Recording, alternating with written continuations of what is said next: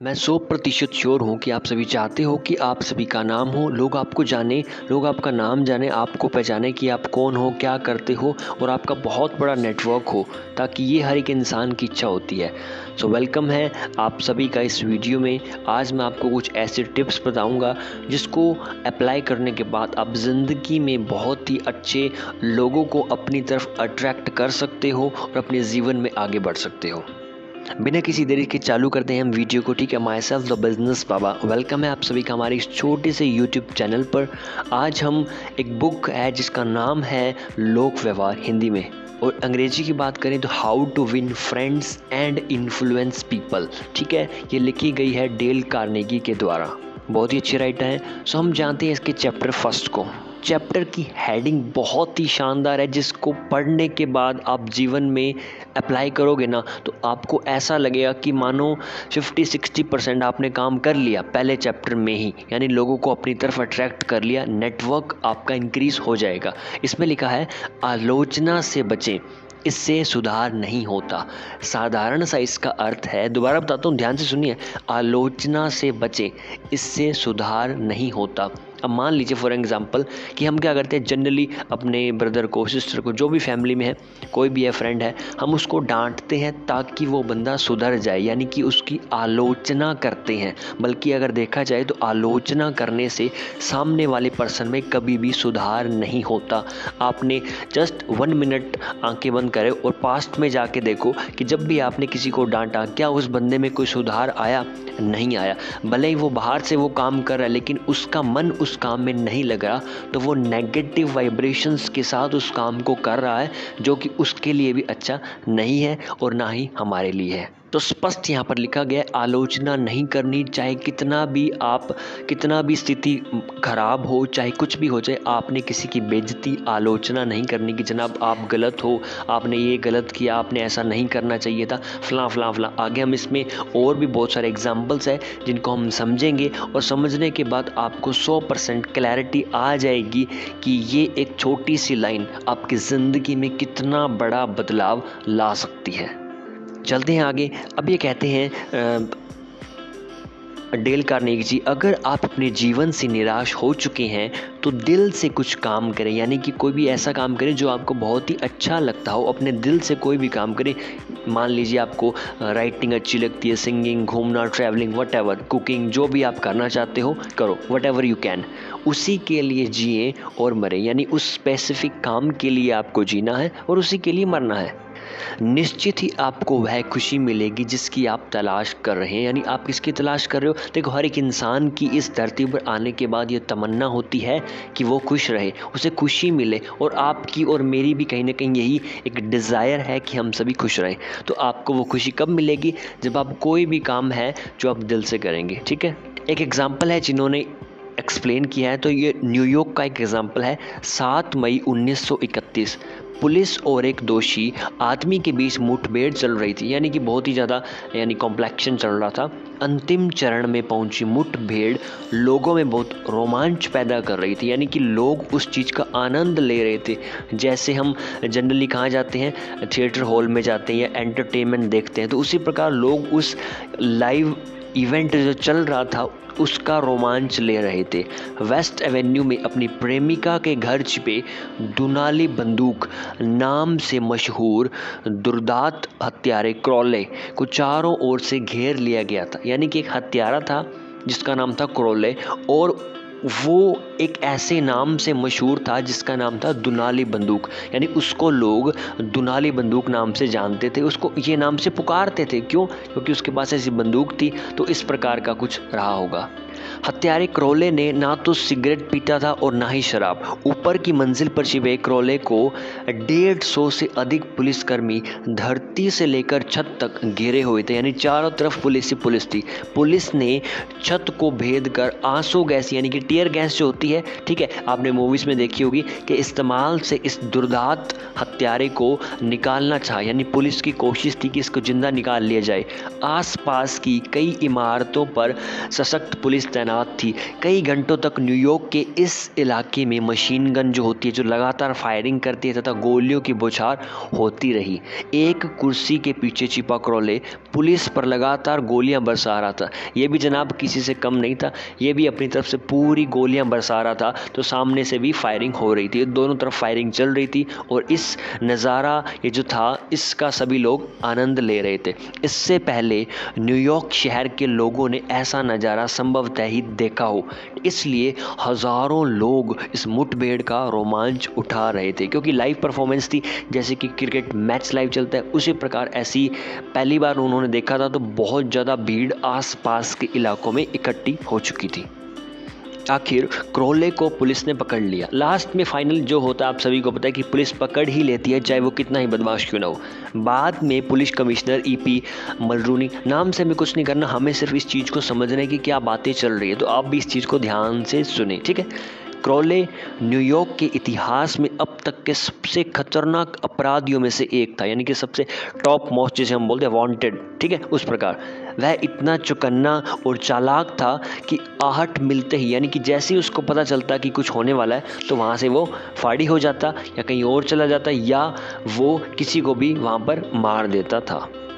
दुनाली बंदूक उर्फ क्रॉले जब पुलिस गोलियां बुछार कर रही थी, तब उसने एक चिट्ठी लिखी, मेरी शर्ट के नीचे एक बड़ा दयालु, इस चिट्ठी को ध्यान से सुनिए, परंतु दुखी दिल है। मेरी शर्ट के नीचे एक बड़ा दयालु परंतु दुखी दिल है, एक ऐसा कोमल दिल जो किसी को भी नुकसान नहीं पहुंचाना चाहता। उसके घावों से लगातार बहते खून के निशान उस चिट्ठी पर भी लग गए। इसके कुछ समय पहले की बात है। क्रॉले लॉन्ग आइलैंड पर गांव की एक वीरान सड़क पर अपनी प्रेमिका के साथ मस्ती कर रहा था।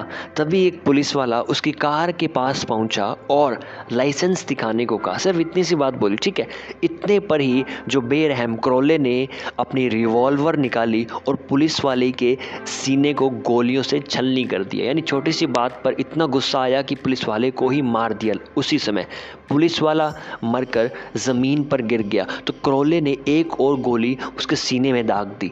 वहीं बेरहम क्रॉले कह रहा था उस लेटर में, जो भी वो लिख रहा है, मेरी शर्ट के नीचे एक दयालु परंतु दुखी दिल है, ऐसा दिल जो किसी भी प्राणी को नुकसान नहीं पहुंचाना चाहता। यानी इन सभी बातों से हमें यही सीखने को मिलता है कि कोई भी इंसान अपनी तारीफ ही चाहता है। तारीफ तारीफ तारीफ तारीफ तारीफ, ये अपने दिमाग में छाप लीजिए। कोई भी इंसान हो, चाहे वो नरेंद्र मोदी हो, चाहे वो गरीब इंसान हो, सभी तबके के लोग ये चाहते हैं कि उनकी तारीफ की जाए, आलोचना किसी की भी ना की जाए। ये एक इंसान की साइकोलॉजिकल फैक्टर होता है जिसे आप नकार नहीं सकते, ना आप और ना मैं।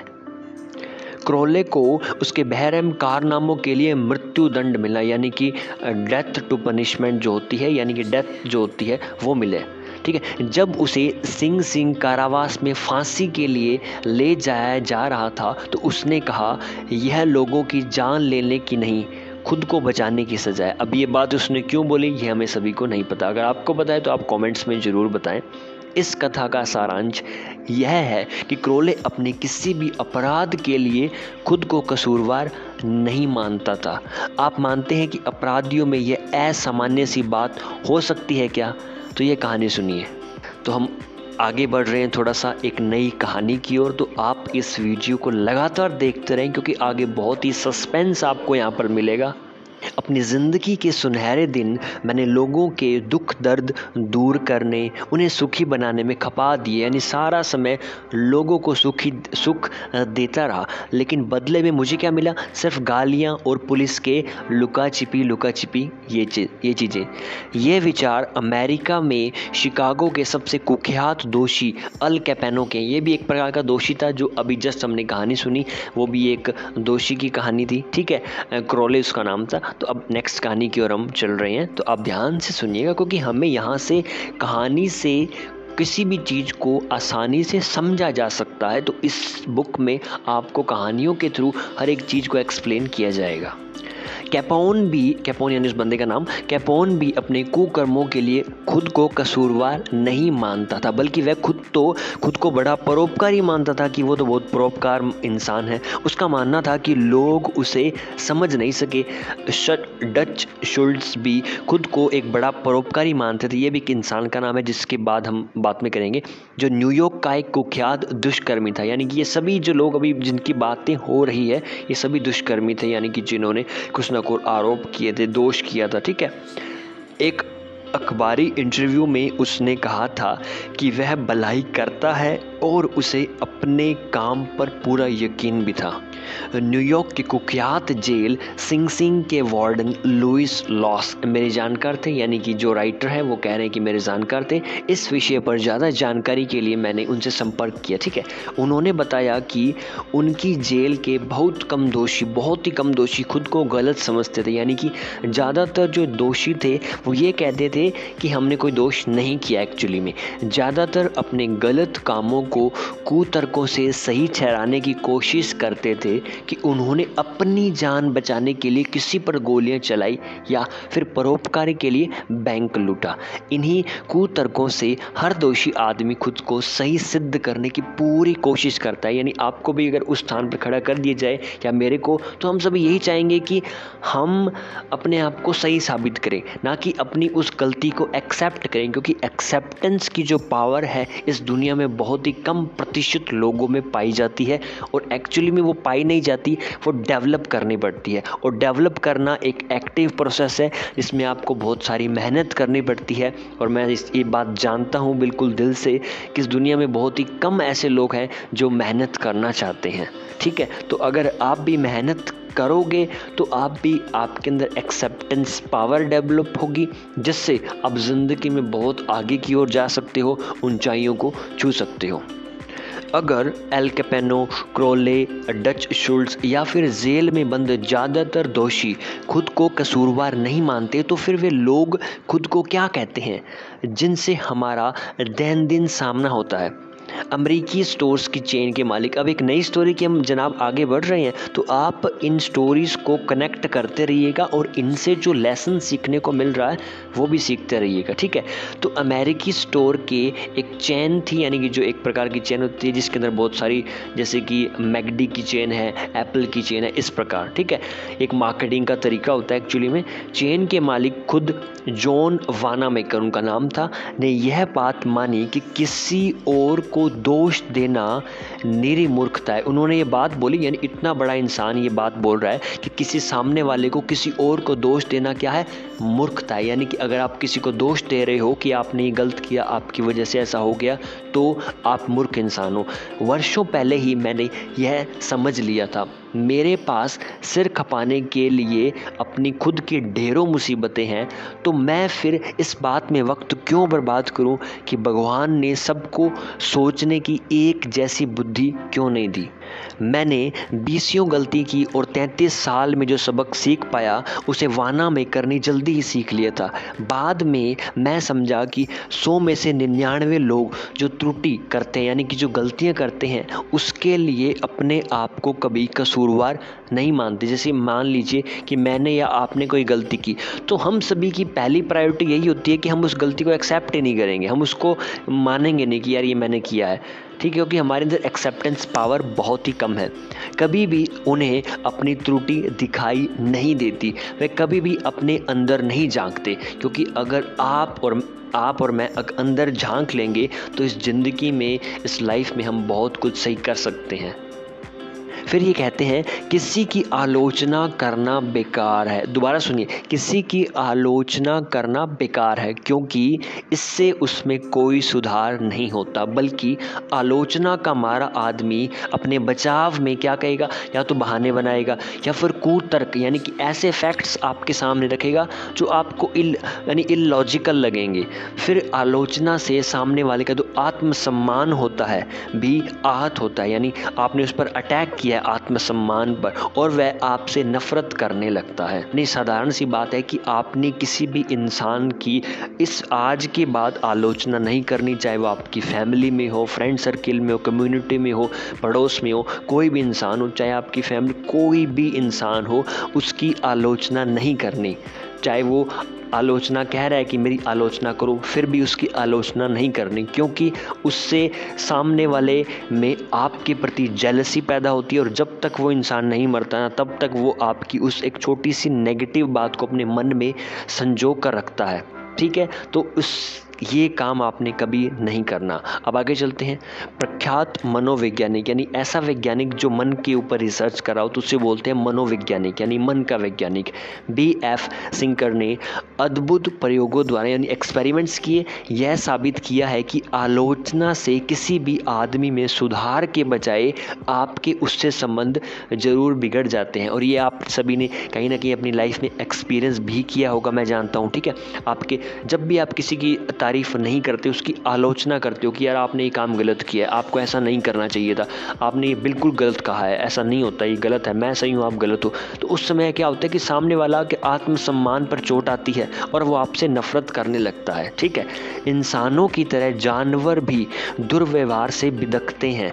जिस जानवर से अच्छा बर्ताव किया जाता है, अच्छे काम के लिए जिसे सराहा जाता है, वह तेजी से अच्छा काम करता है और सीखता है। यानी इंसानों में तो ये चीज़ पाई जाती है कि आप किसी का अगर उसके आत्मसम्मान को आहत पहुंचाओगे, उसकी आलोचना करोगे, तो उसके रिलेशन आपके साथ बिगड़ जाएंगे। उसी प्रकार जानवरों में भी ये चीज़ देखने को मिलती है कि जब आप किसी जानवर को बहुत तारीफ़ करते हो, मान लो उसने आज 10 काम किए, 10 में से एक काम अच्छा किया, उस एक काम की आपने उसकी तारीफ़ की, तो अगले दिन वो एक काम को 5 बार करेगा। क्यों? क्योंकि उसको प्रोत्साहन मिल रहा है, उसको शाबाशी मिल रही है। तो ये एक ह्यूमन नेचर होता है, एक साइकोलॉजिकल नेचर होता है, जिसको जो हमारी स्पीशीज़ है वो फॉलो करती है। ठीक है, हमारा माइंड कुछ इस प्रकार से भगवान ने बनाया है। तो अगर आपके सामने कोई भी व्यक्ति है, उसने भले ही दिन में गलत काम किए हो कितने भी, लेकिन एक तो अच्छा काम किया होगा, आपने करना यूँ है कि उस एक अच्छे काम को पहले तो आपने देखना है कि कौन सा अच्छा काम उस बंदे ने किया है। तो उस एक अच्छे काम के प्रति उस बंदे को सराहो, उसको बोलो कि आपने बहुत अच्छा काम किया, मज़ा आ गया, उसकी खुले दिल से आपने तारीफ़ करनी है। तो वो क्या करेगा, अगले दिन उस काम को 3-4 बार और करके दिखाएगा, क्योंकि उसे प्रोत्साहन मिल रहा है, उसे लोग अच्छी अच्छी बातें कह रहे हैं, उन्हें उसे मोटिवेट कर रहे हैं ना। तो उसी प्रकार जब आप आलोचना करते हो तो उससे सामने वाले का फ़ायदा नहीं होता, आप दोनों का ही नुकसान होता है। और बल्कि जब आप तारीफ़ करोगे ना, तो वो ऑटोमेटिकली गंदे कामों की तरफ से ध्यान हटा देगा और ऑटोमेटिकली अच्छे काम करने लग जाएगा। क्यों करेगा? साइकोलॉजी समझते हैं, क्योंकि अच्छे काम जब वो कर रहा है तो लोग उसे शाबाशी दे रहे हैं, उसकी फैमिली उसे अच्छा मान रही है, उसको ब्लेसिंग्स दे रही है, तो वो कहेगा यार यही काम मुझे करना चाहिए ना। तो वो काम फिर वो ऑटोमेटिकली उसका ध्यान दूसरी तरफ जाएगा ही नहीं। तो ये एक साइकोलॉजिकल नेचर होता है। महान मनोचिकित्सक हैस सेलियर का भी कथन है, आलोचना से परिजन यानी कि जो हमारे रिलेटिव्स होते हैं, सहकर्मी, मात हितों, मित्रों, कर्मचारियों इत्यादि सभी का मनोबल यानी कि मन के अंदर जो एक फोर्स होता है मनोबल, वो टूटता है। जो सुधार आप चाहते हैं वैसा कुछ भी नहीं होता। हर आदमी आलोचना से डरता है, हर आदमी तारीफ चाहता है। यानी कि इन्होंने स्पष्ट शब्दों में कहा, ये कौन है? मनोचिकित्सक है जनाब। आप और मैं तो एक छोटे से स्टूडेंट हैं, ठीक है, लेकिन ये बात कौन बोल रहा है? एक बहुत ही बड़े महान विख्यात मनोचिकित्सक, ठीक है। तो वो कह रहे हैं कि हर आदमी आलोचना से डरता है, यानी दुनिया में कहीं भी चले जाओ आलोचना किसी को भी पसंद नहीं होती, हर आदमी तारीफ चाहता है। तो इस गुण को आपने सीखना है और ज़िंदगी में अप्लाई करना है। मैं गारंटी ले सकता हूँ जनाब, जिस दिन आपने ये रूल अप्लाई कर लिया उसके 1 हफ्ते 10 दिन में, बल्कि मैं कह रहा हूँ उसी दिन आपको रिजल्ट देखने को मिल जाएंगे। चलिए बढ़ते हैं अगले एग्जाम्पल की ओर। एग्जाम्पल बहुत सारे आ रहे हैं मुझे पता है, बट इससे बुक और भी इंटरेस्टिंग बन रही है, राइट? ठीक है, कमेंट्स करते रहिए, लाइक करते रहिए, क्योंकि ज़रूरी है, ये अच्छी चीज़ है और इसको फैलाना आपका कर्म है, और कर्म से ही आपको वापस एक अच्छा रिज़ल्ट मिलेगा जो आपके लिए पैसा भी लेकर आएगा, वेल्थ लेकर आएगा और हेल्थ लेकर आएगा। अगला एग्जाम्पल है ओक्लाहोमा में एनिड निवासी जॉर्ज बी जॉस्टन, ये नाम छोड़िए, एक इंजीनियरिंग कंपनी में सुरक्षा अधिकारी थे। यानी कि इंसान था जो एक इंजीनियरिंग कंपनी में था। उसके अंदर अगर बात करें तो उसका जो ऑक्यूपेशन था यानी डेजिग्नेशन जिसे बोलते हैं वो था सुरक्षा अधिकारी, यानी सिक्योरिटी वो मैनेजर करता था काम। उनका काम यह देखना था कि फील्ड में जो कार्यरत कर्मचारी हैं, जो वर्कर काम कर रहे हैं, वो अनिवार्यतः हेलमेट पहने हो। यानी कि वो ऐसी फील्ड पर काम करते थे जहाँ से कुछ खतरा था कि उनके सर पर कोई चोट ना आए। पहले वह बिना हेलमेट कर्मचारी पर बहुत बुरी तरह बरस पड़ते थे, यानी कि उनको डांटते थे, फटकार लगाते थे कि ऐसा है वैसा है ये वो, उसे नियम कानून समझाने लगते थे। नतीजा क्या हुआ, कर्मचारी बुझे मन से यानी बिना मन के उनके सामने तो हेलमेट पहन लेते थे, लेकिन जैसे ही वो बाहर जाते इधर उधर होते तो वो हेलमेट उतार देते थे। तब जो बंदा था जॉर्ज, जो सुरक्षा अधिकारी था, जॉर्ज ने एक तरकीब के बारे में सोचा। आगे से वह जब भी किसी कर्मी को, जो सुरक्षा कर्मी हैं, को बिना हेलमेट के देखते तो पूछते कि क्या हेलमेट उनके सर पर ठीक से फिट नहीं हो रहा, क्या वह आरामदायक नहीं है। बातों बातों में वह उसे यह एहसास दिला भी देते थे कि हेलमेट जो है उसकी सुरक्षा के लिए है, बोझ के लिए नहीं है कि यार ये तो बोझ है, नहीं ऐसा नहीं है, सुरक्षा के लिए। परिणाम यह हुआ कि सभी कर्मचारियों को अपनी सुरक्षा का एहसास हुआ और उन्होंने मन मर्जी से हेलमेट पहनने शुरू कर दिए। जॉर्ज के प्रति उनके मन में कोई खटास भी नहीं आई। तो इस कहानी से हमें ये सीखने को मिलता है कि आपने अपने दिमाग का इस्तेमाल करते हुए सामने वाले की आलोचना तो करनी ही नहीं है बिल्कुल भी कि यार आपने ये नहीं पहना, ऐसा नहीं करना चाहिए, ऐसे ये हो जाएगा वो हो जाए, नहीं नहीं नहीं, नहीं ऐसा कुछ नहीं। उसकी तारीफ़ करो, तारीफ़ कर करके बातों बातों में ना उससे अपनी बात कह दो और उसे बुरा भी नहीं लगना चाहिए और अपना काम भी हो जाना चाहिए। तो इस प्रकार जब आप करोगे ना तो आपके सारे काम बन जाएंगे और आप जीवन में लगातार आगे बढ़ते जाओगे, ऊंचाइयों को छूते जाओगे। आगे बढ़ते हैं दूसरे एग्जाम्पल की ओर। तो यहाँ पर ये कहते हैं कि हम टी पोट डोम एक नाम है, तेल स्कैंडल का ही ले सकते हैं। सन 1920 के शुरुआती दशक यानी कि 10 सालों में यह खबर समाचार पत्रों की सुर्खियों में छाई रहती थी। स्कैंडल को अमेरिका वासी सदैव ही याद रखेंगे। इस स्कैंडल के कुछ तथ्य इस तरह से है। हार्डिंग के कैबिनेट में मंत्री अल्बर्ट बी फॉल, उनका नाम था अल्बर्ट फॉल, को एल हिल एव टीपोट होम तेल के सरकारी भंडारों को पट्टे पर देना था। ठीक है, तो कुछ ऐसे तेल के भंडार जिन्हें नौसेना के मुस्तकबिल के उपयोग हेतु अलग रख दिया गया था। लेकिन फॉल जो इनके मालिक थे, फॉल ने ना तो इनकी नीलामी की और ना ही इनके टेंडर बुलवाए। उन्होंने तो अपने एक दोस्त था, उनका नाम था डोहेनी, को यह फ़ायदेमंद ठेका प्लेट में सजाकर दे दिया।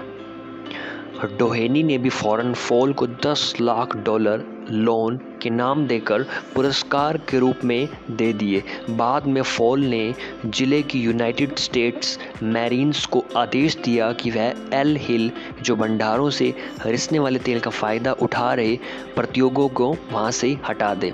प्रतियोगी कंपनियों को बंदूकों के साए में वहाँ से हटाया गया तो उन्होंने हताश होकर कचहरी की शरण ली।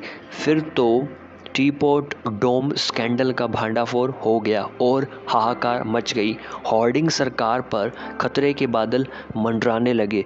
पूरा अमेरिका सिहर उठा। रिपब्लिकन पार्टी का भविष्य अंधेरे में डूबने लगा। अंततः फल ये निकला कि जो मंत्री थे अल्बर्ट बी फॉल को जेल जाना पड़ा। मंत्री फॉल पर तो जैसे आलोचनाओं का पहाड़ टूट पड़ा। इतनी सार्वजनिक निंदा यानी कि सभी लोगों के सामने इतना ज़्यादा उन्हें ह्यूमिलिएट किया गया, किसी किसी को ही सहनी पड़ती है। परंतु क्या कभी भी उन्हें कोई पश्चाताप हुआ? क्या कभी उन्होंने अपनी गलती मानी? कभी नहीं, यानी उन्होंने कभी भी अपनी गलती को स्वीकार नहीं किया। अब आगे चलते हैं। हर्बर्ट हूवर ने एक सामाजिक भाषण में वर्षों बाद बताया कि राष्ट्रपति हॉर्डिंग की जान किसी मानसिक आघात के कारण हो गई क्योंकि उनके एक साथी ने उनके साथ धोखा किया था। श्रीमती फॉल तो यह सुनकर धक्क रह गई और रोते हुए वह चीखी, क्या होल्डिंग के साथ फॉल धोखा करेंगे? असंभव। मेरे पति तो किसी को धोखा देने के बारे में सोच भी नहीं सकते। सोने चांदी के भंडार भी मेरे पति का ईमान डामाडोल नहीं कर सकते। वे कभी कोई गलत काम नहीं कर सकते। उल्टा उन्हीं को धोखा दिया गया और बलि का बकरा बना दिया गया।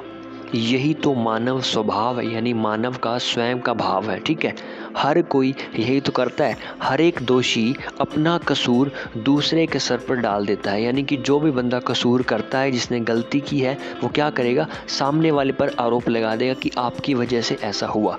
वह विपरीत हालातों को कसूरवार ठहराता है, यानी कि जो सिचुएशंस होती है उनको वो बुरा मानता है, परंतु अपने ऊपर कभी भी कोई कलंक नहीं लगने देता, बल्कि हमें ऐसा नहीं करना चाहिए।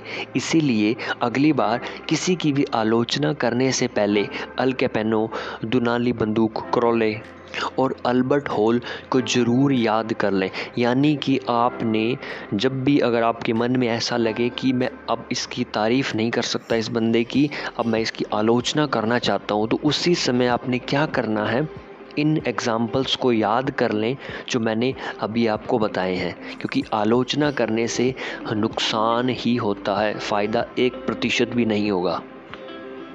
यानी कि आलोचना तो बूमरैंग, आप सभी इंस्टाग्राम चलाते होगे तो इंस्टाग्राम में एक ऑप्शन आता है बूमरैंग, यानी कि जो भी आप करोगे वो वापस आपकी तरफ आएगा। तो आलोचना तो बूमरैंग की भांति लौटकर हमारे पास ही आती है, अर्थात आलोचना करने वाले को खुद अपनी ही आलोचना का सामना करना पड़ता है। हमें यह बात भी अपने दिमाग में रखनी चाहिए कि जिस आदमी की हम आलोचना कर रहे हैं या फिर जिससे सुधारने की हम कोशिश कर रहे हैं, वह उसके अंतर में या तो अपने पक्ष में कोई तर्क पेश करेगा, कोई फैक्ट्स आपके सामने रखेगा, या फिर वो क्या करेगा, शिष्ट व विनम्र टैफ की भांति वह कह देगा जो कुछ भी मैंने किया उसके अलावा मेरे पास कोई और उपाय भी तो नहीं था। तो यहाँ से हमें यही सीखने को मिलता है, आलोचना नहीं करनी, क्योंकि आलोचना बूमरैंग की तरह है, वापस लौटकर आपकी तरफ आ जाएगी। अगला एग्जाम्पल ये कहते हैं कि 15 अप्रैल सन 1865 की सुबह अब्राहम लिंकन का पार्थिव शरीर एक सस्ते लॉजिंग हाउस के एक बड़े से कक्ष में रखा हुआ था। यह कमरा फोर्ड थिएटर के ठीक सामने था और यहीं पर जॉन विल्किस बूथ ने लिंकन को गोलियों से छलनी कर दिया था। लिंकन का वह बिस्तर उनके हिसाब से काफ़ी छोटा था। रोज़ा बोनहर की विख्यात पेंटिंग द हॉर्स फेयर की सस्ती नकल उनके बिस्तर के ऊपर टंगी हुई थी और एक गैस लाइट पीली रोशनी फेंक रही थी। रक्षा मंत्री स्टैन ने लिंकन के पार्थिव शरीर के समक्ष खड़े होकर लोगों से कहा, लोगों के हृदय पर राज करने वाला संसार का सर्वश्रेष्ठ शासक अब हमें छोड़कर चला गया है। इस लाइन को दोबारा सुनिए, लोगों के हृदय पर राज करने वाला संसार का सर्वश्रेष्ठ शासक अब हमें छोड़कर चला गया है। लिंकन में लोगों का दिल जीतने की ऐसी कौन सी कला थी, क्या रहस्य था उनकी कामयाबी का। पूरे 10 वर्षों तक मैंने लिंकन की अनेक जीवनियाँ पढ़ी, मैंने नहीं, जो राइटर ये बात बोल रहे हैं, तथा एक पुस्तक लिंकन द अननोन लिखने में तो मुझे पूरे 3 साल लग गए थे। मेरा यह विश्वास है कि लिंकन के घरेलू और सामाजिक जीवन तथा उनके पूरे व्यक्तित्व का जितना अध्ययन मैंने किया है, संभवतः ही किसी अन्य ने किया हो। मैंने यह भी अध्ययन किया है कि लिंकन लोगों के साथ कैसे बर्ताव करते थे। क्या वह दूसरों की निंदा करते थे? हाँ, बिल्कुल। अपनी जवानी में इंडियाना की पीजिंग क्रीक वैली में ना सिर्फ लोगों की आलोचनाएं करते थे, उसके अलावा पत्रों तथा कविताओं के माध्यम से लोगों का उपहास करते हुए उन्हें प्रकाशित भी करवाते थे। एक ऐसे ही पत्र से एक बार नफ़रत की आग ऐसी भड़की कि वह जीवन भर जलती रही। यानी कि शुरू में अब्राहम लिंकन के अंदर भी ये गुण था जो सामान्यतः हर इंसान में होता है, दूसरों की आलोचना करने का। बाद में समय अनुसार अपने एक्सपीरियंस के दौरान उन्हें पता चला, इलिनॉय में वकील के तौर पर प्रैक्टिस करते समय भी लिंकन खुलकर अपने विरोधियों पर आक्रमण करते हुए पत्र लिखते थे तथा उन्हें समाचार पत्रों में प्रकाशित करवाते थे। लेकिन एक बार तो बात कुछ ज़्यादा ही बिगड़ गई थी। सन 1842 में लिंकन ने जेम्स शील्ड्स नाम का एक अहंकारी तथा चिड़चिड़े राजनेता पर एक व्यंग्य भेजा, यानी कि आलोचना की एक प्रकार से, जो स्प्रिंगफील्ड के समाचार पत्र स्प्रिंगफील्ड जर्नल में छप गया। सारा शहर शील्ड्स का मजाक उड़ा रहा था। ऐसे में शील्ड्स तो क्रोध के मारे आग बबूला हो गया। फिर उसने पता लगा ही लिया कि यह पत्र लिंकन ने लिखा था।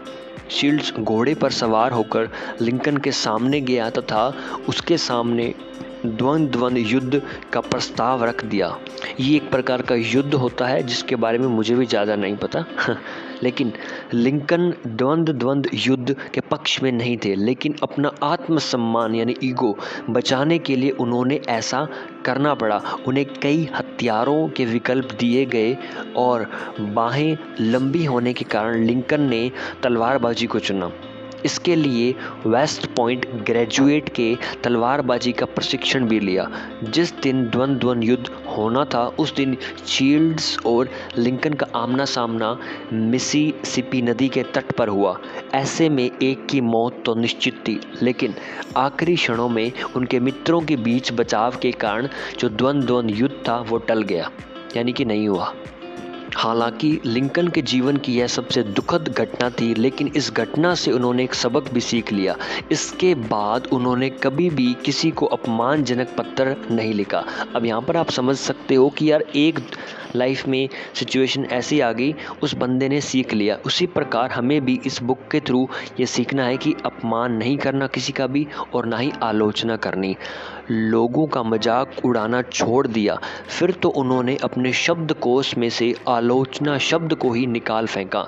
लिंकन ने गृह युद्ध के समय पोटोमैक की सेना के लिए एक के बाद एक कई नए जनरल नियुक्त किए और हर एक जनरल मैक्लेपन, पोप, इनके नाम हैं, सभी ने इतनी बड़ी बड़ी गलतियां की, लेकिन लिंकन हताश होकर फर्श पर इधर से उधर घूमते रहते थे। लेकिन लिंकन, जिनका हृदय दुर्भावनाओं से नहीं बल्कि सद्भावनाओं से भरा पूरा था, एकदम शांत रहे, किसी की भी आलोचना नहीं की। उनके प्रिय शब्द तो ये थे, किसी की भी आलोचना भूल कर भी मत करो, इससे आपको भी आलोचनाओं का सामना करना पड़ेगा। अब जब भी लिंकन की पत्नी तथा दूसरे लोग दक्षिणी प्रांतों की निंदा करते थे तो लिंकन यही कहते थे, उनकी निंदा मत करो, उनके जैसे हालातों में हम भी वैसे ही करते। लेकिन लिंकन के पास लोगों की आलोचना करने के सारे अवसर मौजूद थे। सिर्फ एक उदाहरण से आप यह बात समझ सकते हैं। चलिए आगे बढ़ते हैं। गेटिसबर्ग का युद्ध जुलाई 1863 के पहले 3 दिनों में लड़ा गया। 4 जुलाई की रात में ही जनरल ली दक्षिणी दिशा में पीछे हटने लगा था। अचानक ही तूफानी बादलों के कारण हुई तीव्र वर्षा ने बाढ़ आ गई।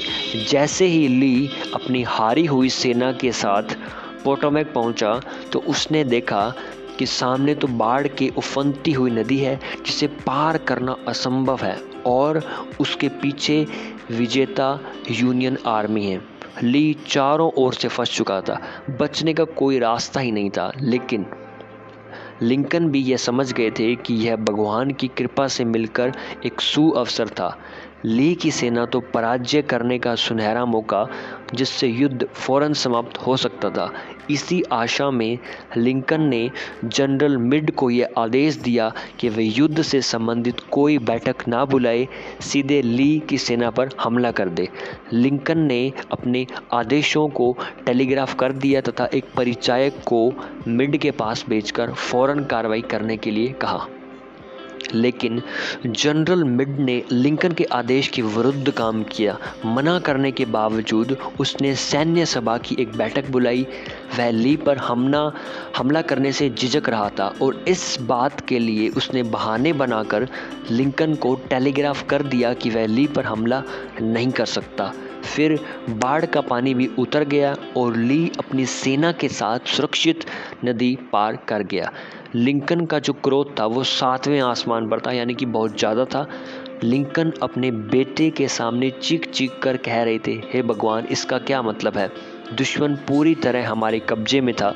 कितना सुनहरा अवसर था, हमें तो सिर्फ अपने हाथ फैलाकर उसे पकड़ना था और फिर भी हमने उसे नहीं पकड़ा। मेरी बात किसी ने नहीं मानी। हालात हमारे अनुकूल थे तथा ली के प्रतिकूल। अगर मैं वहाँ होता तो ली हमारे शिकंजे में होता और मैं खुद उसे अपने हाथों से कोड़े मारता। याद रहे, अपनी ज़िंदगी के इस पड़ाव में लिंकन अत्यंत शील, संयत थे तथा उनकी भाषा बहुत संयमित एवं शिष्ट होती थी। अपार निराशा के बीच लिंकन ने मिड को यह पत्र लिखा। सन 1863 की बात है। लिंकन द्वारा लिखा गया यह पत्र गंभीर आलोचनाओं से भरा पूरा था। मेरे प्रिय जनरल, मुझे लगता है कि आप ली के बच निकलने को गंभीरता से नहीं ले रहे हैं। वह पूरी तरह हमारे जाल में था और उसको बंदी बना लेने से यह युद्ध समाप्त हो जाता। लेकिन अब तो युद्ध ना जाने कब तक चलेगा। जब आप नदी के इस पार ही ली पर हमला नहीं कर पाए तो आप ऐसा कैसे कर पाएंगे? अब तो ली नदी के उस पार सुरक्षित है और आप अपनी 2/3 से अधिक सेना को नदी के उस पार नहीं ले जा सकते। यह बात तो एकदम तथ्यहीन थी। मुझे नहीं लगता कि अब आप ज़्यादा कुछ कर सकेंगे। मुझे इस बात का बहुत दुख है कि हम सुनहरा अवसर गंवा चुके हैं और अब हम सिर्फ हाथ ही मल सकते हैं। सोचिए, जनरल मिड को यह पत्र पढ़कर कैसा लगा होगा। आश्चर्य की बात है, मिड को यह पत्र कभी मिला ही नहीं। कारण क्या था? लिंकन ने कभी इसे भेजा ही नहीं। यह पत्र तो लिंकन की मृत्यु के पश्चात उनकी फाइलों के बीच पड़ा था। इसमें बहुत सारी आलोचनाएं थी और उसे लिंकन को उस समय पता था कि आलोचना करना से कुछ नहीं होता, तो उन्होंने अपनी फीलिंग्स को एक लेटर में लिखा और इस लेटर को कभी भी पोस्ट नहीं किया। मुझे तो ऐसा लगता है कि लिंकन ने यह पत्र लिखने के बाद अपने कक्ष की खिड़की के बाहर झांक कर देखा होगा, फिर खुद से कहा होगा, लिंकन 1 मिनट रुको, संभवतः मैं कुछ अधिक ही उतावला हो रहा हूँ, है ना। मैं मिड को ली पर आक्रमण करने की मंत्रणा इसलिए दे रहा हूँ क्योंकि मैं व्हाइट हाउस के शांत वातावरण में जी रहा हूँ। मेरे लिए ऐसी मंत्रणा देना एकदम सरल है, लेकिन अगर मैंने भी गेटिसबर्ग में रहकर पिछले दिनों के दौरान हुए खून खराबे को देखा होता जैसा कि मिड ने देखा है, अगर मेरे कानों में भी मरने वालों और घायलों की चीख पुकारें गूंज रही होती तो निश्चित रूप से मैं भी हमला करने के लिए इतना तत्पर कभी भी नहीं होता। यदि मेरी प्रवृत्ति भी मिड की तरह सुरक्षात्मक होती तो मैंने भी वही किया होता जैसा कि मिड ने किया था। यदि मैं इस पत्र को अब भेजता भी हूँ तो मेरे मन की भड़ास तो निकल जाएगी, पर मिड के दिल को बहुत चोट पहुँचेगी और उसने वैसा नहीं किया। अब्राहम लिंकन ने, वह भी मेरी निंदा करेगा, यानी कि आलोचना करेगा एक प्रकार से, और फिर खुद को सही साबित करने में अपना समय गंवाएगा, यानी कि वेस्ट करेगा। ये प्रोडक्टिव चीज़ नहीं होती। इससे हम दोनों के मन में एक दूसरे के प्रति दुर्भावना पैदा हो जाएगी, यानी कि जेलसी एक प्रकार की, और फिर सेनापति के रूप में मिड की छवि भी खराब हो जाएगी क्योंकि लोगों का जो ट्रस्ट था उस पर से टूट जाएगा क्योंकि सेनापति डिसीजन नहीं ले पा रहा। हो सकता है कि मिड अपने पद से त्याग पत्र ही दे दे। मैं आपको पहले ही बता चुका हूं कि लिंकन ने उस पत्र को उठाकर एक तरफ रख दिया था। लिंकन का कटु अनुभव इस बात का गवाह था कि तीखी आलोचना सदैव ही व्यर्थ होती है, यानी कि आप किसी की भी आलोचना कर रहे हो तो वो टोटली टाइम वेस्टिंग है। आप उससे आपका कोई भी फ़ायदा नहीं होने वाला और किसी को कोई भी फ़ायदा नहीं होता। महान लेखक मार्क ट्वेन कभी कभी तो क्रोध में आकर पागल से हो जाते थे, यानी यहाँ पर एक नया एग्जाम्पल हमारे सामने है, और फिर क्रोध से इतना विषैले पत्र लिखते थे कि पेपर तक हिल उठता था। बहुत अजीब बात है। उदाहरण के अगर हम लें, एक बार क्रोध में भरे मार्क ने एक आदमी को लिखा, मेरा मन चाहता है कि तुम्हें जीवित दफन कर दिया जाए। अगर तुम भी ऐसा ही चाहते हो तो मुझे बता दो, बाकी बंदोबस्त मैं खुद कर लूँगा। एक अन्य अवसर पर उन्होंने एक संपादक यानी कंपोज़र को एक पत्र लिखकर यह बताया कि उनका जो प्रूफ रीडर है मेरी स्पेलिंग तथा विराम चिन्हों को सुधारने की कोशिश करता है। ट्वेन ने फौरन आदेश दिया, आप अगली बार मेरे लिखे अनुसार ही छापें और प्रूफ रीडर से कह दें कि वह अपने सुझावों को अपने घिसे पिटे सड़े हुए दिमाग में ही रहने दे। इसी तरह के विषैले पत्र लिखकर मार्क ट्वेन सुकून की सांस लेते थे। इससे उनके मन का सारा उफान जो था बाहर आ जाता था और किसी को कोई नुकसान भी नहीं होता था, क्योंकि उनकी पत्नी इतनी समझदार थी कि चुपके से उन पत्रों को फाड़कर कूड़ेदान में फेंक देती थी। तो हम सभी को भी यहाँ से एक बात सीखनी चाहिए कि अगर आपको बहुत गुस्सा आ रहा है, आप इमोशंस को कंट्रोल नहीं कर पा रहे हैं, तो सिंपल सा काम करिए। आपने यूँ करना है कि जो भी आप सोच रहे हैं, जो इमोशंस हैं, उसको एक पेपर पर लिख दीजिए, दैट्स इट। क्योंकि वो एनर्जी होती है, उस एनर्जी को बाहर आने के लिए रास्ता चाहिए होता है। जब आप लिख दोगे तो वो एनर्जी बाहर आ जाएगी और वो डिस्ट्रॉय हो जाएगी, यानी कि उसकी फॉर्म को कन्वर्ट कर दिया आपने, ठीक है। अब उस पत्थर को आग लगा दीजिए या फेंक दीजिए, डजेंट मैटर। अब आप बिल्कुल शांत हो जाओगे। ये बहुत ही एक अच्छा तरीका है, इसको मैं भी इस्तेमाल करता हूँ, आप भी कर सकते हो। तो क्या आप किसी ऐसे आदमी को जानते हैं जिसे आप परिवर्तित करना या फिर सुधारना या फिर कुछ अच्छा बनाना चाहते हैं? हम सभी किसी ना किसी को तो जानते होंगे ना, चाहे वो फैमिली में हो, फ्रेंड सर्कल में हो। बहुत से उत्कृष्ट विचार हैं, मैं भी इसका पक्षधर हूँ, ठीक है। यानी कि लेकिन क्यों ना इसका शुभारंभ खुद से ही कर लिया जाए। यदि स्वार्थहीन होकर सोचेंगे तो तुम सबसे पहले खुद को सुधारना चाहोगे। यह कोई खतरनाक खेल भी नहीं है। दार्शनिक कन्फ्यूशियस ने भी कहा था, अपने पड़ोसी की छत पर पड़ी बर्फ़ के बारे में शिकायत तब तक मत करो जब तक कि आपके खुद के घर की सीढ़ियाँ साफ़ ना हो। यानी इनके कहने का एक ही मतलब था कि सबसे पहले आप अपने घर में झांकिए, ठीक है, अपने घर को साफ़ करिए, फिर ही किसी को राय दीजिए, दैट्स इट। चलिए आगे बढ़ते हैं। एक बार अपनी जवानी में मैंने रिचर्ड हार्डिंग डेविस नामक लेखक की एक मूर्खतापूर्ण पत्र लिखा, क्योंकि उन दिनों मैं सभी को प्रेरित करने की नाकाम कोशिश में लगा रहा था। मैं लेखकों के बारे में एक पत्रिका के लिए लेख तैयार कर रहा था तथा मैंने डेविस से उनके काम करने की शैली के बारे में पूछा। कुछ दिनों पहले ही मुझे एक पत्र मिला जिसके आखिर में लिखा था, डिक्टेट किया गया लेकिन पढ़ा नहीं गया। इस वाक्य ने मुझे बहुत प्रेरित किया। मैं सोचने लगा कि इसका लेखक निश्चित ही कोई महान तथा व्यस्त आदमी होगा, तभी तो उसने ऐसा लिखा है। अब मेरी मूर्खता देखिए, मैं व्यस्त बिल्कुल भी नहीं था, लेकिन रिचर्ड हार्डिंग डेविस पर रोब मारना चाहता था।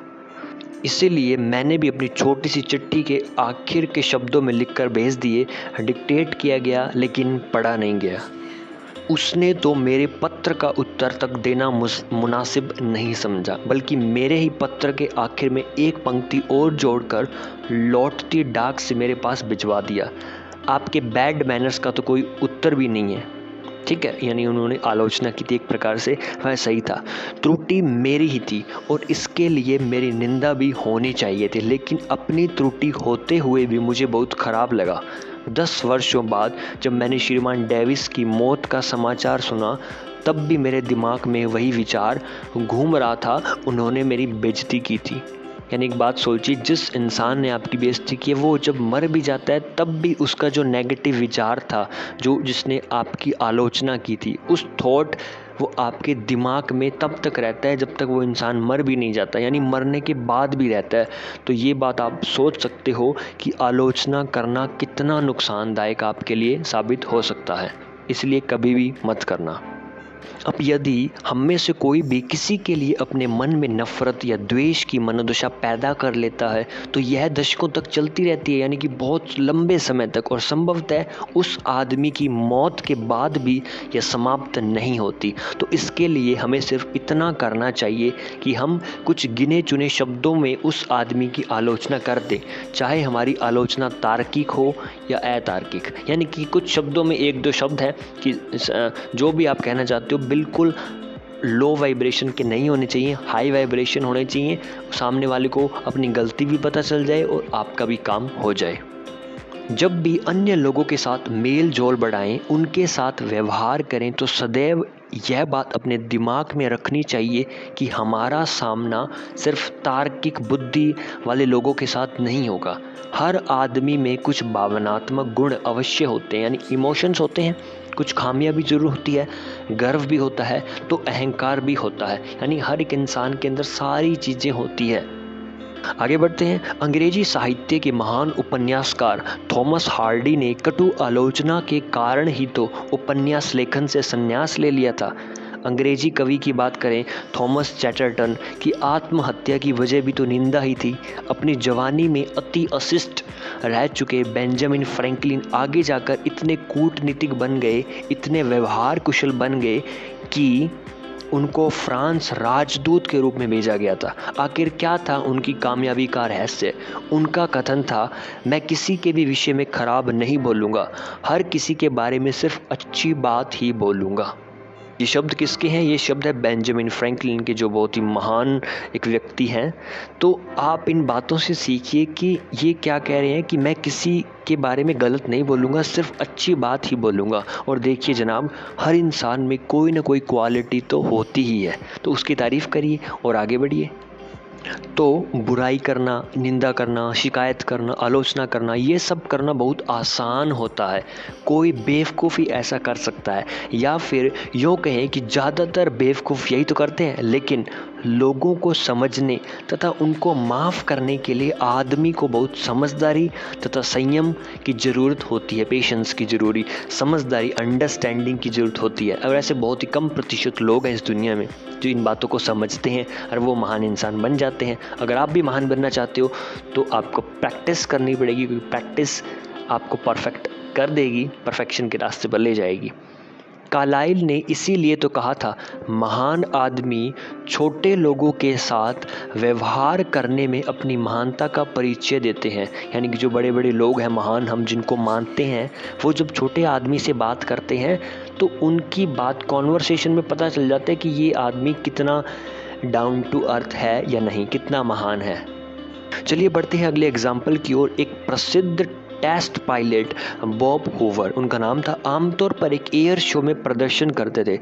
एक बार वह सैन डिएगो से एयर शो में भाग लेने के पश्चात लॉस एंजलिस में अपने घर की ओर लौट रहे थे। अचानक ही हवा में 300 फीट की ऊंचाई पर दोनों इंजन बंद हो गए।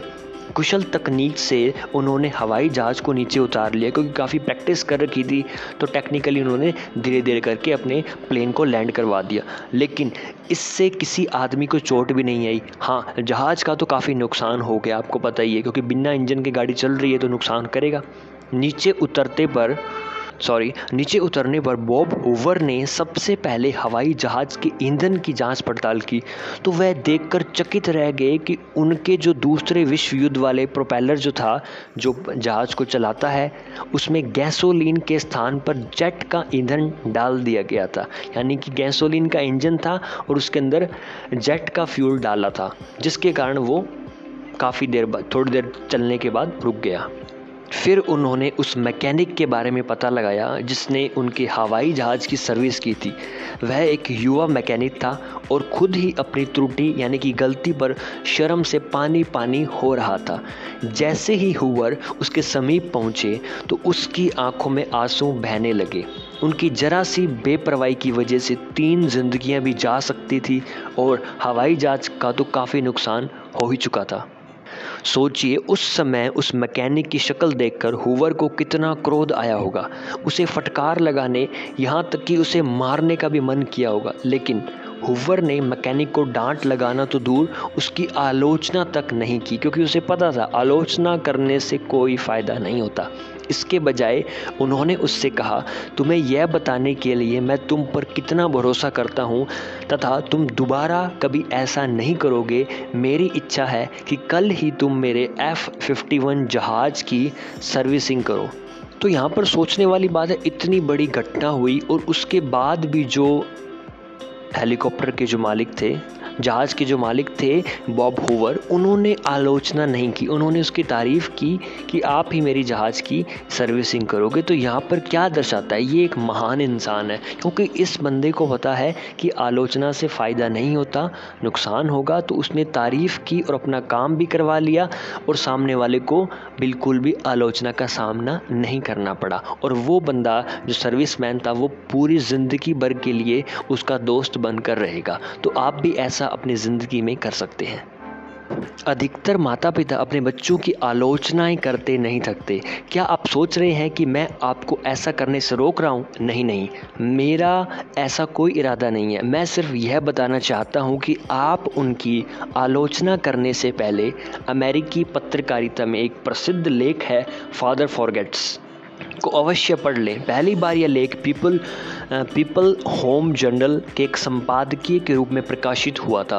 रीडर्स डाइजेस्ट में इसका लघु रूपांतरण कुछ इस प्रकार प्रकाशित हुआ था। कुछ लेख गहन अनुभूति के किसी खास पल में लिखे जाते हैं और वह लेख पाठकों के दिल को छू जाते हैं। ऐसा ही एक लेख है फादर फॉरगेट्स भी है। जब यह लेख लगातार पुनः प्रकाशित हो रहा है, इसके लेखक डब्ल्यू लिविंगस्टोन लार्नेट का कहना है कि यह लेख हजारों अखबारों और पत्रिकाओं में प्रकाशित हो चुका है। कई विदेशी भाषाओं में भी यह लेख उतना ही सफल हुआ है।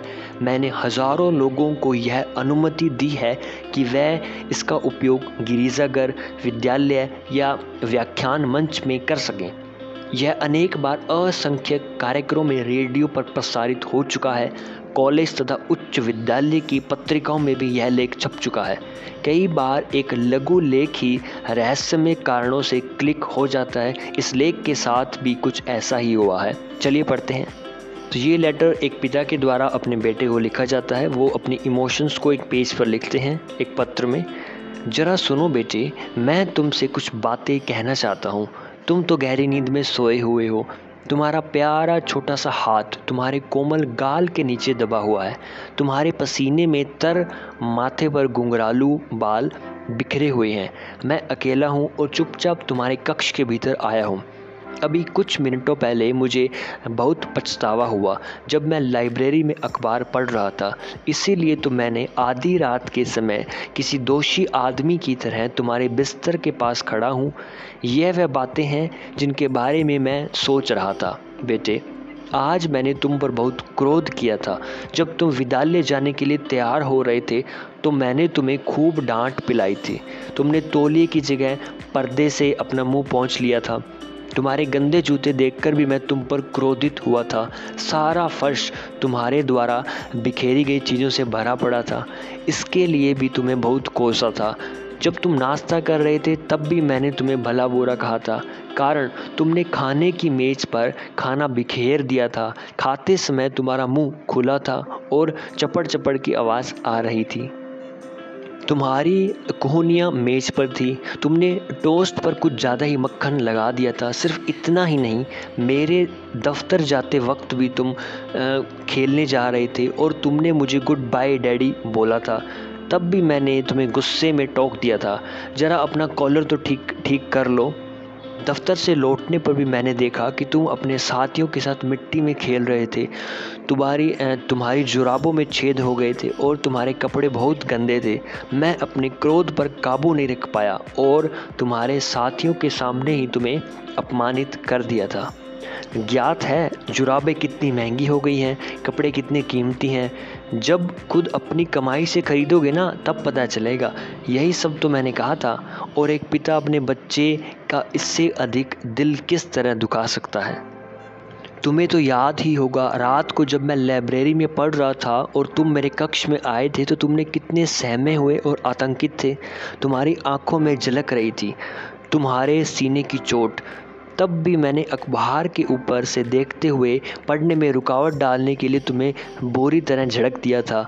कभी तो चैन से जीने दिया करो। और तुम दरवाजे पर ही भूत बन गए थे। तुम कुछ भी बोले नहीं थे, मेरे पास भागकर आए थे और मेरे गले में अपनी बाहें डाल ली थी और मुझे प्यार किया था और फिर गुड नाइट डैडी कहकर एकदम गायब हो गए थे। तुम्हारी नन्ही बाहों की पकड़ ऐसी मजबूत थी कि वह यह एहसास करा रही थी कि इतनी उपेक्षा के बावजूद तुम्हारे मन मंदिर में खिला प्रेम रूपी पुष्प अभी तक मुरझाया नहीं है। और फिर तुमने सीढ़ियों पर जोर जोर से खटखट करके चढ़ गए थे। हाँ बेटे, इस घटना के कुछ क्षणों बाद ही मेरे हाथों से अखबार छूट गया और मैं आत्मग्लानि में डूब गया, यानी गिल्ट में। हाँ बेटे, इस घटना के कुछ क्षणों बाद ही मेरे हाथों से अखबार छूट गया। आखिर मैं ऐसा क्यों होता जा रहा हूँ? मेरी आदत डांटने फटकारने की होती जा रही है। अपने बच्चों को मैं यह कैसा बचपन दे रहा हूँ? कहीं ऐसा तो नहीं मैंने तुम्हें प्यार करना ही छोड़ दिया है? लेकिन मुझे तुमसे कुछ अधिक ही आशाएं हैं और मैं तुम्हारे बचपन को अपनी आयु के तराजू पर तोलने लगा हूँ। तुम बहुत प्यारे, सच्चे और अच्छे हो। तुम्हारा नन्हा मासूम या हृदय तो चौड़ी पहाड़ियों के पीछे से उगता सूर्य की सुबह की भांति विशाल है। तुम्हारे अंदर तो बहुत बड़प्पन है। तभी तो इतनी डांट के बावजूद तुम मुझे गुड नाइट किस देने आए थे। तुमने कोई मैल नहीं है। यह रात बस इसीलिए इतनी खास है मेरे बेटे।